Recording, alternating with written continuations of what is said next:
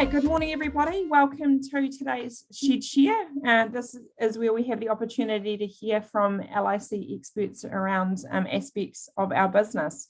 So this morning's Shed Share is around LIC Genetics, and it's my pleasure to have online with us this morning Taylor Connell, who is one of our genetics product specialists. All right, what are we going to be hearing about today? So Taylor's going to bring us up to date with the latest and greatest in the LIC genetics space.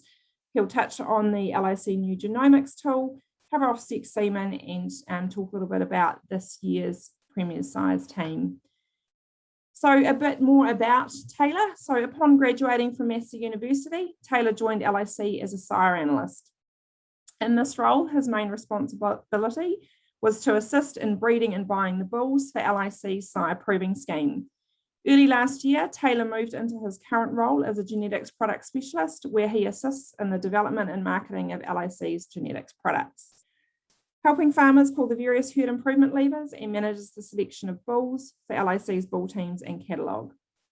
Taylor also enjoys continuing to be involved with his family farm, often milking a few times a week, and of course selecting the best cows for the farm's breeding program.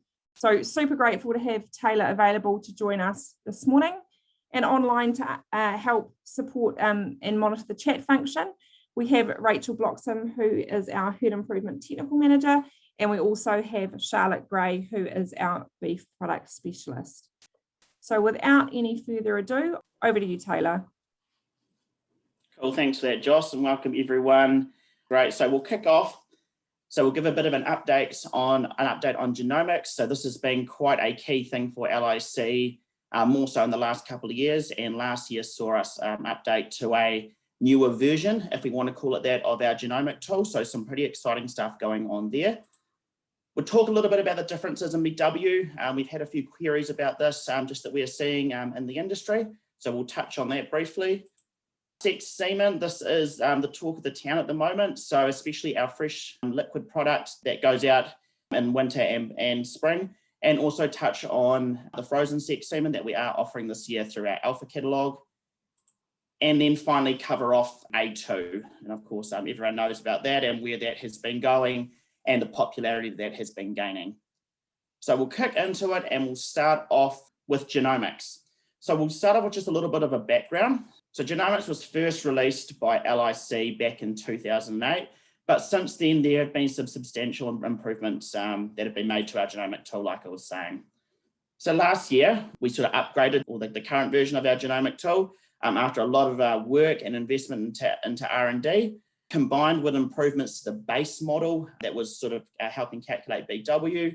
This allowed the genomic information to be used in a more efficient way and provide greater accuracy in the genetics evaluation system, which of course flows through to helping us and helping you as farmers make better selections for your animals to breed from. So what we've got here, previously genomic data was removed when a bull received his daughter proof. As of February 2020, so when this new genomic tool came in, genomic information will remain and will continue to add data to an animal's evaluation. Now, we will touch on this a little bit further on in the presentation, and we'll dig into this a little bit more. Genomic information will therefore last the lifetime of the animal, contributing significantly to those traits, such as longevity and fertility, which do take a bit longer to gather records. But that is just a quick snapshot of where we've come from and where we are now. So this slide here is basically, it's one of those slides that talks 1,000 words. This is what I like to call the genomic tree. So basically what this looks at now is our new genomic tool. We talked about how all animals will have a proportion of genomics in their BW, and this is why. So even animals that haven't had a sample taken from their ear, they will still have a proportion of genomics, and that is because, maybe their sire has brothers, sisters, other sons, other daughters that have been genotyped. Basically, anywhere that you can think there's a link, there will be a link. And you can see that just with this in front of us here, that there are links just everywhere throughout the different animals on database, and that's why that all these animals, or all animals now, do have an element of genomics. Some will have a little bit more, some will have a little bit less. Obviously, those ones that have had an actual sample taken from their ear and sent overseas, they will have a little bit more accuracy there in terms of actually looking looking at that animal itself, but all animals that will flow through now to everyone in the industry. And as we sort of go through this presentation, you'll see why that's going to add a huge lot of benefit to us. So we'll step back and we'll just look at what previously happened when a genomic bull became daughter proven. So what we can see here is year one, the bull calf is born. We would then take a sample from his ear. We would send that overseas and we would get genomic information on him. So that combined with his ancestry would be sort of where he would sit until his daughters would then come into milk and we would start to get progeny data. So that's what you can see down in that bottom one there. And you can see that the green indication in the circle there, that's when that bull had daughters first starting to milk. When we then started to think about future lactations, obviously there was an element of prediction there for the likes of fertility, total longevity, and those traits that do take a bit longer to mature. So that was all sort of helped to be predicted with progeny data combined with the ancestry. There was no genomics in the BW once the bull reached 75% reliability. So basically, once he hit that 75% reliability, was eligible for the RAS list, all genomics was effectively what we call washed out, and it was just progeny data being added in. Now what currently happens, it's basically the same for those first 4 years. So you can see we've got the year one, and then we've got the 2, 3, and 4. They all look the same as the previous slide. What has changed is basically how we utilize genomic data once a bull's daughters have come into milk. So you remember what I said previously, that once a bull would hit 75%, all genomics would be taken out of the bull's BW. That now doesn't happen. So basically there is an element of genomics left in a bull's BW. And I guess you'll ask the question, well, why is that? And the simple answer is because of the huge value that it adds to an animal's genetic proof, especially to those slower maturing traits. So if we think about the 8 traits that go into BW, 2 of them, fertility and residual survival. So those two combined together do have a significant weighting in BW. We have to ask ourselves the question, realistically, how long do we know a bull's daughters are going to survive if they've only just entered the herd at 2 years old? And how do we know how fertile a bull's daughters will be when realistically they're only going to have sort of one mating record when that bull first graduates? So by actually keeping an element of genomics in BW, using the links that we saw in that genomic tree, it actually allows us to better predict a bull's true genetic merit. And therefore, that allows LIC to basically select better bulls to go out into the industry.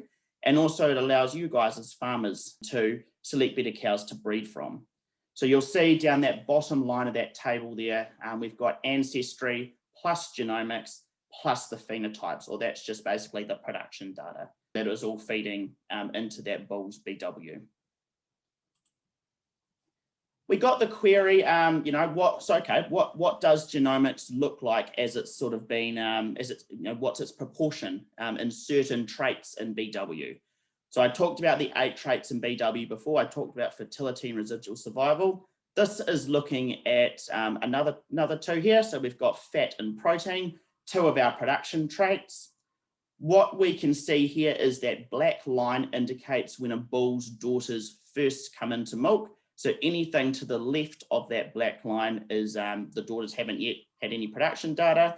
Anything to the right, the bull's daughters are starting to produce. So it's no surprise that you see that the genomics, which is the dark blue, it does actually diminish in these 2 BVs quite quickly. And that makes sense if we think about it. In the sire proving scheme, all daughters have to be herd tested 4 times a year. So we're getting a good amount of data on these bull's daughters. We're actually, we're getting progeny data, and we know we actually know what they're producing, and therefore we can link that back to the bull's BW. You'll see by the time they've completed their second lactation, so you can see there's still a little bit left in there as we sort of come down to that year 4. There's a very small influence left once we get further on in lactation. What we do have to remember is I'm going to come back again to the survival trait and the fertility trait. These two take a little bit longer to mature. So you'll see it's a little bit different if we think about this photo compared to this one here. And it actually makes a lot of sense when we think about what these two breeding values are telling us. So total longevity, we think about, okay, how long are a bull's daughters going to last in the herd? We don't know that when she's 2 years old, but actually obviously progresses further and further. We get more real data. So that's why the amount of genomics in the longevity genetic breeding value takes a little bit longer to diminish than the likes of fat and protein. So we think about fat and protein, cows have been herd tested 4 times a year. Total longevity, basically it asks, are they lasting from first to second, first to third, first to fourth, first to fifth? And that's why you can see it takes a lot longer till that genomic information flows out. The same with fertility, not quite to the same extent as total longevity, but you can see it takes a little bit longer because we are accumulating those fertility records. We're looking at when these bulls' daughters are being mated and then when they're calving as well. So obviously the more times that happens, the more accurate our fertility BB gets. But having the genomics in there makes it a whole lot more accurate than just having that basically the ancestry parent average and just with only a few records. So combining genomics, especially into these two BBs, is where we really start to see some of those great benefits. And I guess one of the main questions we get asked is, that's all well and good, the theory's all great, but can you actually prove it? Can you show us that genomics is working? And so what I'm going to show in the next couple of slides is just that. The proof is in the proof, and what I mean by that is this is actually looking at daughters previous to any production records being obtained, and then it's looking at daughters after production records have been obtained. What it is important to remember is that the genomic tool or genomics itself, it's about improving a selection of a team of bulls. It's not so much about identifying the next superstar bull. So that's why you'll sort of often hear your LIC agri manager or us in the genetics team or in LIC. It's really about using that range of bulls over your herd, not going hard on 1 or 2 bulls in your herd. So that's dangerous no matter what, if you're using a genomic bull or a daughter-proven bull. Using a team of bulls is the best sort of way for genetic improvement in your herd, because you can think about, hey, one may diminish, and we all would have experienced that. We all would experience a bull that we used, hey, maybe he came down a little bit lower as he got a bit older, as those daughters started maturing. But on the other end, we also would have experienced those ones that maybe the bull was sort of middle of the range and he actually came up. So that's the whole thought about the average shouldn't change. But yeah, just being careful that we're not sort of picking one bull to use over our herd. And few of you may laugh, but you do hear of it being done. So this one here is our rank, 2017 bulls change in rank if we look at their BW. So I'll just talk you through it. Our 2017 code bulls are the latest bulls that have graduated. So in our Holstein Friesians, they are our 117, our Jerseys are our 317, and our Kiwi Cross are our 517. And that's just the first 3 numbers of their AB code. So a couple of you may know, so if we think about Arrow, Flint, Proclaimer, this is the cohort we're talking about here. The top row of each of these tables shows these bulls previous to any daughter information coming in. And what I've simply done is split them into quartiles. So split them evenly between 4. The bottom line is them ranked on BW. So I basically kept their same color and then ranked them. This is at the 12th of February. So you can think most of these daughters would have had 2 herd tests, and that was their current rank. And I guess what you can see is that by and large, everything is looking like it's mostly staying in those quartiles, especially up the top end there. So you look at those green bulls, a lot of those green bulls are still ranking in the top quartile. Yes, we're going to get the odd one that goes down, but I mean, like looking at the Friesians, for example, there are none of those top bulls there actually fell, or that top quartile fell below the top 2 quartiles. So that's a really good story. The same thing happened in Jersey. And if we look at Kiwi Cross, there was just one outlier there that did go down a little bit lower. But by and large, you can see that, hey, everything is actually staying in those quartiles. So this is really good to see. And it's, and I suppose the other good thing as well is that majority of the likes of our premier size products, we think about our Ford pack products, our A2 products, and our sex semen, those two bulls are coming from, or the bulls that are in those teams, a majority of them are coming from those upper two quartiles over the three breeds. We do know that BW is our primary selection index, but there's a cow is not much good if she's got a good BW, but her udder is on the ground. So I guess this is what this is what I'm trying to show here is some TOP traits. This is udder overall. And as you can see, the same concept applies. The top line previous to having any TOP information. The bottom line is when probably each of these bulls would have had between 70 and 80 daughters with TOP information. And again, it paints a really good picture here. You can see that majority of our greens, our oranges, our blues, and our yellows. Probably a really good breed to look at here is the Jersey. They've done exceptionally well. You can see most of them are staying in those quartiles. Overall, a very good photo. And again, showing that genomics is, especially around these TOP traits, is really having some value in that pre-selection when we're marketing a lot of these bulls without daughter information.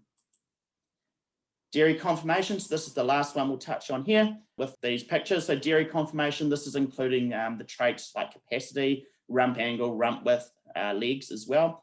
So all those sort of traits, I suppose, the physical traits of the cow minus her udder. And again, a similar photo. So we can see that those greens are staying in that top quartile. A few of those yellows are down, the yellows are generally staying down that bottom end there. So you may, I guess, one of those questions may come around, well, why are you buying those yellow bulls? And I guess what we need to think about, every bull purchase decision, it's made on what is this bull adding, what are his benefits, but what are his weaknesses, and everything is it's a balanced approach. So that's the end of the genomic section. What we're going to move on to now is, while I'm just sort of titled the section, the differences in BW. So basically, if we think about what was reported in the Dairy NZ technical series back in April last year, April 2020, this was a quote saying LIC evaluations benefit from the inclusion of genomic information. NZAEL will make use of genomic information to improve the accuracy of BW in the second stage of this upgrade planned for February 2021. Now, while this is taking a little bit longer than expected at the NZAEL side, it's really good to have the backing of Dairy NZ and NZAEL to reinforce the message that the importance of genomics is going to have in the future of the dairy industry, and especially through those increased rates of genetic gain. So given that LIC have genomic data and the reported BWs that you can get in Minder and NZAEL don't, it has caused a little bit of confusion, which I'm going to look to sort of dispel in the next sort of couple of slides, and then we're going to actually work through an example of a well-proven bull to show where those differences are coming from. This is going to be from a very high level point of view. This is probably one of the easiest ways of showing this, and I have to thank Rach for providing the snapshot here. So if we think about first off the NZAEL calculation method of breeding values. So we've got two inputs here. We've got phenotypic data. So that is sort of what we see that when a cow's milking, that is consisting of something from the cow's genetics. So a portion of that is going to come from the genetics of the cow herself. And then we're going to get a portion from non-genetic factors. So some of these, for example, could be environment and fixed effects. So to basically know how much a bull, if we think about it from a bull point of view, how much he is passing on to his daughters, we need to remove those non-genetic effects, and we just need to be left with the genetic effects to know how good the genetics are. So NZAEL will use pedigree and phenotypic data to estimate these environmental effects, and then it's going to give a breeding value as I'm going to show in this little animation here. So basically, so the pedigree data, so all the stuff in the background of every animal, as well as the phenotypic data, so the herd testing data and all that, that all feeds into what we call the black box. This is where all these very complex calculations are made. The non-genetic factors are removed, and then a breeding value is produced. You know, the question marks are showing, hey, look, there is, we are only estimating, it is an estimate. Obviously, one of those things, as we get more and more information, those estimates become more and more reliable. But we've got to remember we're dealing with a biological product here. If it was as easy as we would hope, I suppose it wouldn't be any fun. So that's why we always get those, it is just an estimate. And as you'll see in the next slide, genomics can sort of help improve the accuracy of that estimate. So that one there is the NZAEL calculation method. What we've now got, I've just got A plus B equals, that's our estimate, and then it's going to enter our BBs. This one here is the LIC calculation method. So what you can see is we're still using NZAEL pedigree data. We're still using NZAEL phenotypic data, but we're also going to add in some genomic data into our black box. So into our black box, it's going to calculate those non-genetic effects. It's going to remove them, and then we're going to be left with the genetic effects that's going to actually pass through, hopefully, to some very good daughters. So incorporating genomic data allows for better estimation of those non-genetic effects, and therefore allows better estimation of the genetic component. Basically, what we've got to think is that because there is another data input in the LIC model, this means there will be subtle differences in the final calculation. And the reason for that difference is because we do have that additional input. So if you want to think about it, it's like the ingredients of a cake. So if we've got 2 ingredients, like we had in the NZAEL calculation method, and then we add a third ingredient, like we do in the LIC calculation method. So let's say this third ingredient is something subtle like salt. So the final outcome, it's going to be very similar, but in a cake's point of view, it's going to taste slightly different. So I guess what I wanted to sort of portray here is they are similar, but because we are adding in, or because there is another input from the LIC calculation method, that's why we're always going to get that slightly different output, because we are feeding in more data. And hopefully that makes sense here.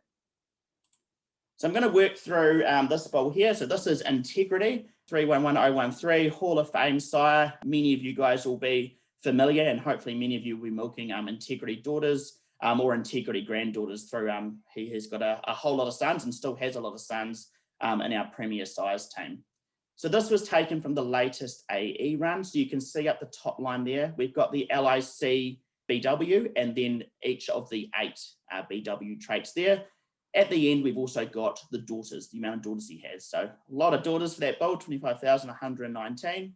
The second line down there is the NZAEL BW. So that's the one you can get off the Dairy NZ website. And you can see throughout those production traits, it is very similar. So as a bull gets more and more daughters, the influence of genomics will get, it will diminish, as I talked about right at the start there.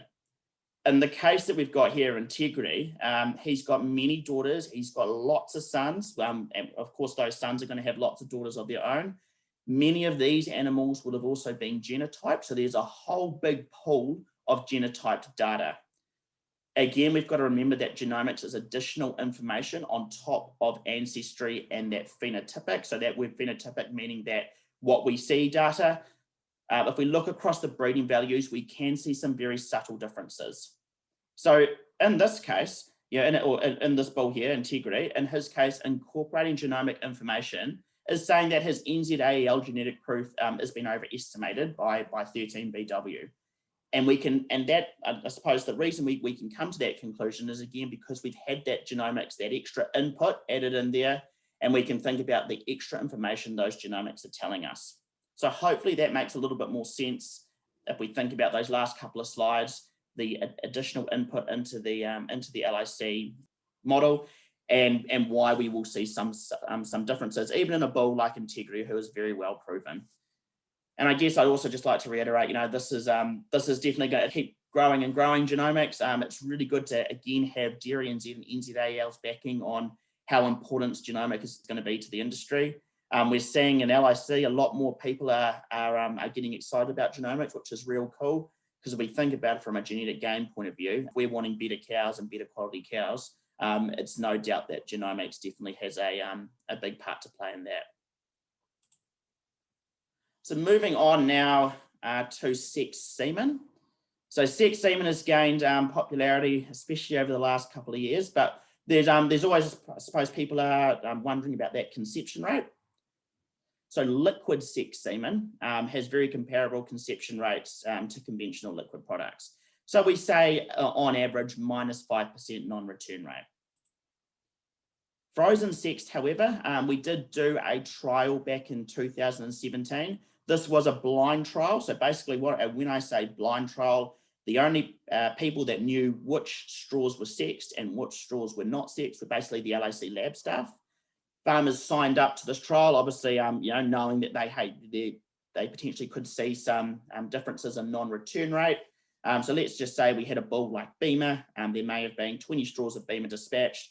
10 of them may have been sexed and 10 of them may have been just conventional. What these farmers had to do was agree to do pregnancy testing and so on and so forth in order to get this data.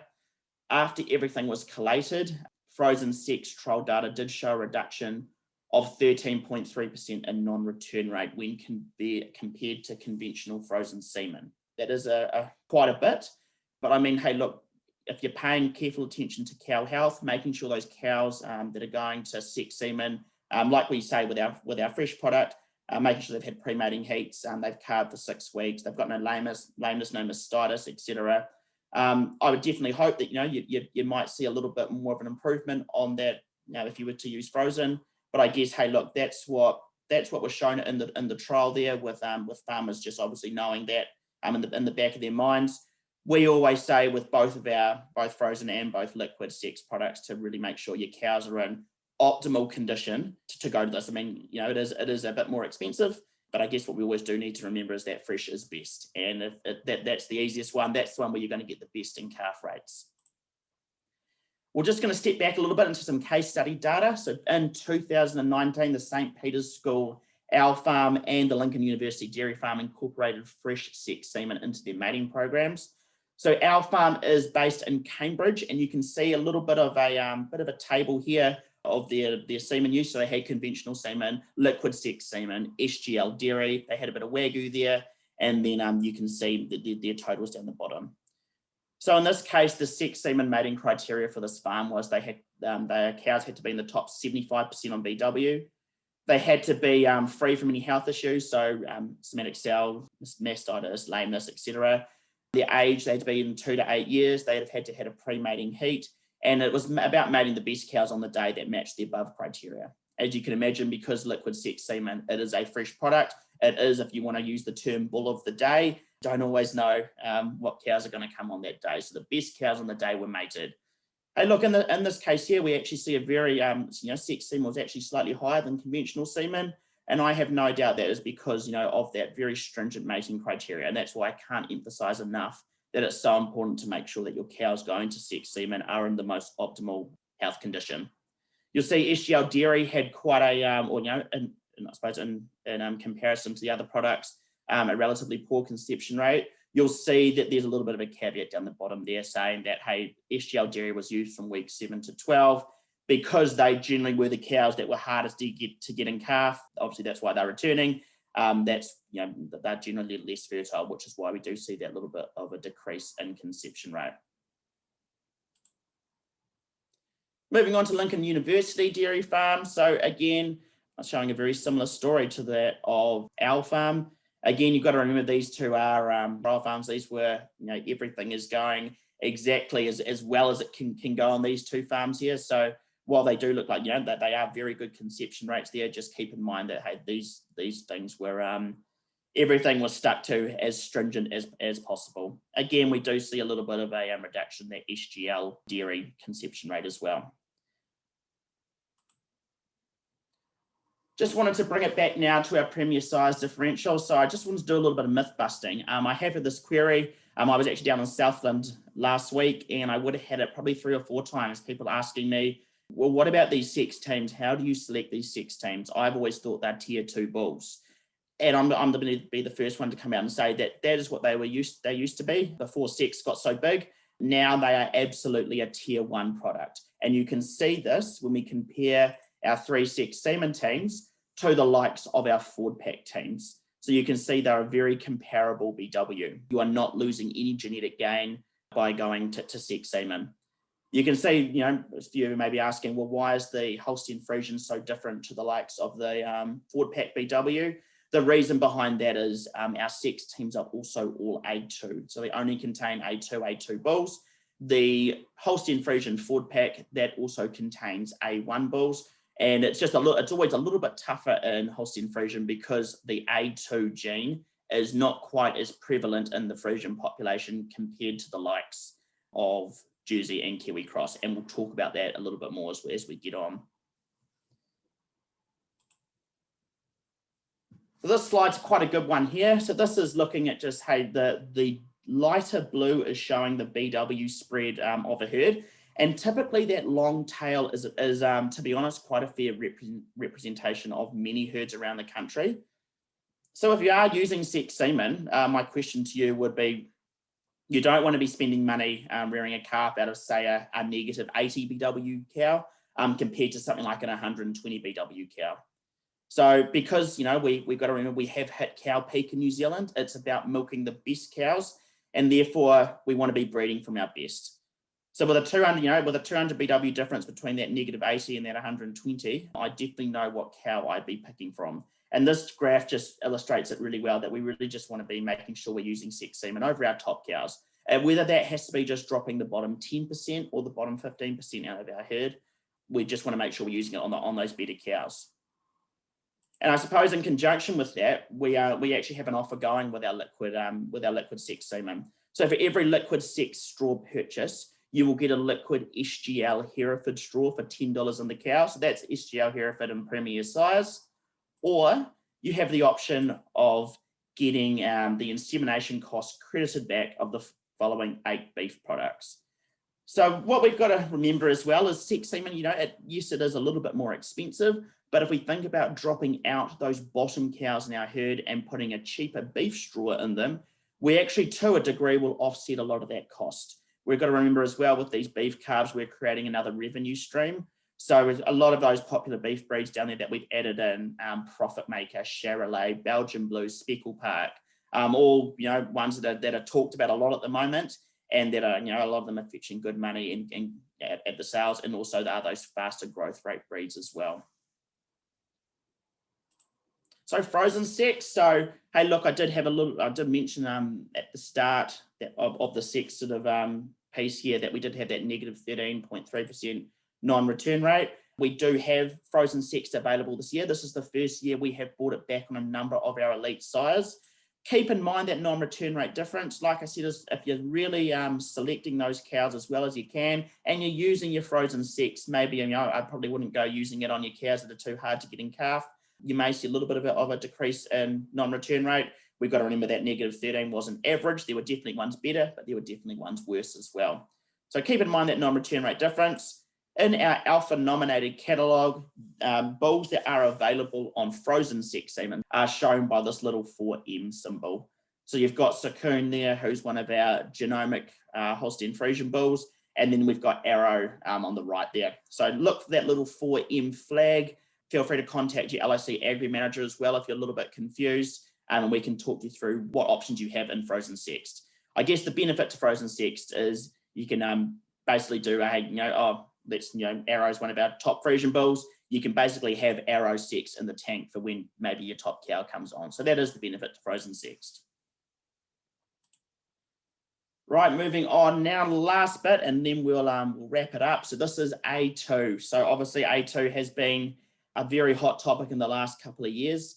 And I guess I just wanted to touch on just what we're doing in terms of the breeding scheme here. Hopefully you also saw before in our premier size teams, you don't actually you don't lose any genetic gain by going A2. All our sex semen teams are A2. Our Jersey Ford pack and our Kiwi Cross Ford pack are also A2, all A2. So that just makes it easy from that point of view. We're definitely putting an emphasis on A2 in our breeding program. So if you look at this here, look back in 2017 on those Holstein Friesians, 46% of the cohort, or the cohort that entered the sire proving scheme, were A2. That's gone up another 10% to 2020, and then it's going to go up even further to those 2021s that were purchased last year. Look at that huge increase in Kiwi Cross, so 54% up to 78% in 2020.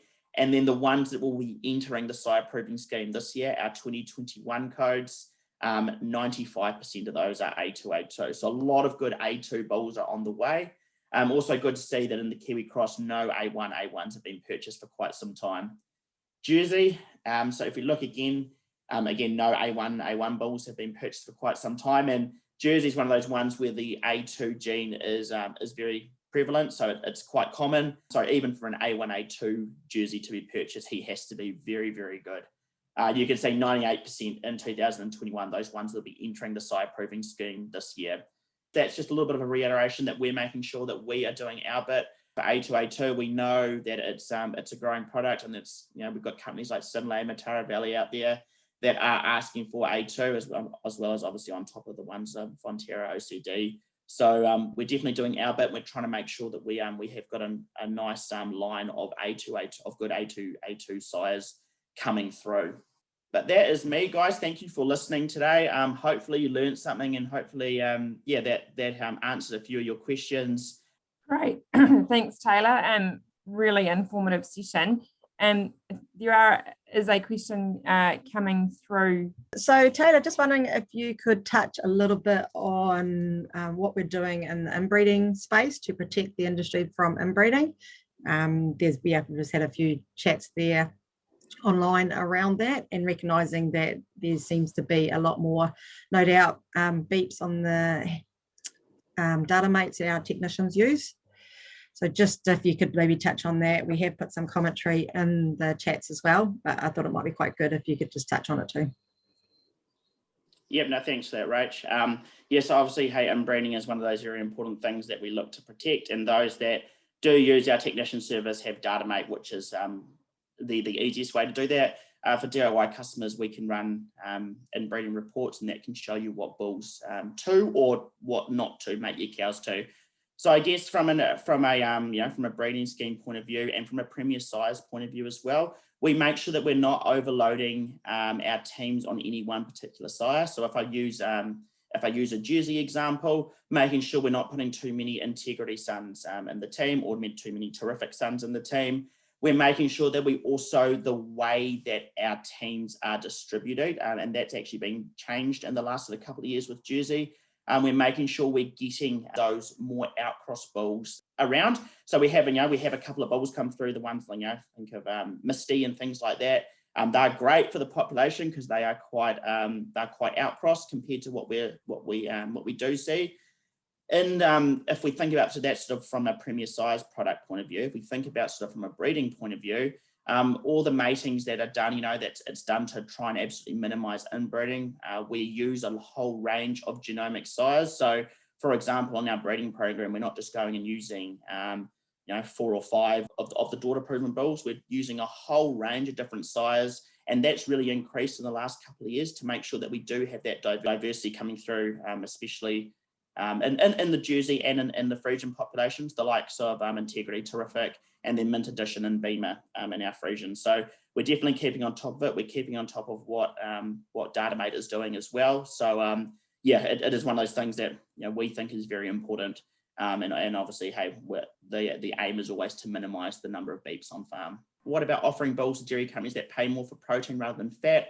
All the Friesian bulls this year are high fat and lower in protein. Realise these companies are a minority, but yep, and a very good question, Sarah. And I suppose, at the end of the day, what I suppose contributes to BW is the Fonterra VCR. So that's the one that does feed in. We have seen, obviously, fat has spiked probably a few years ago. We have seen that start to sort of come back now, the likes of protein increasing or fat decreasing, and we sort of expect in the sort of the 5 to 10 years we're trying to sort of breed for that parity, so that ideal sort of fat and protein, because I agree that we don't want to go hugely one way, because when it does who knows what's going to happen in the future. So we want to make sure we can sort of cover those bases. Yeah, there are a few bulls, like you're saying, the Friesian bulls that are higher in fat and lower in protein. I suppose what I'd also say is there also are a lot of Friesian bulls there that are the same, so very similar in the likes of fat and protein. So take Lancelot, for example, and also in the likes of our genomic bulls, we are seeing a lot of them that are very similar for fat and protein values. But a very good question.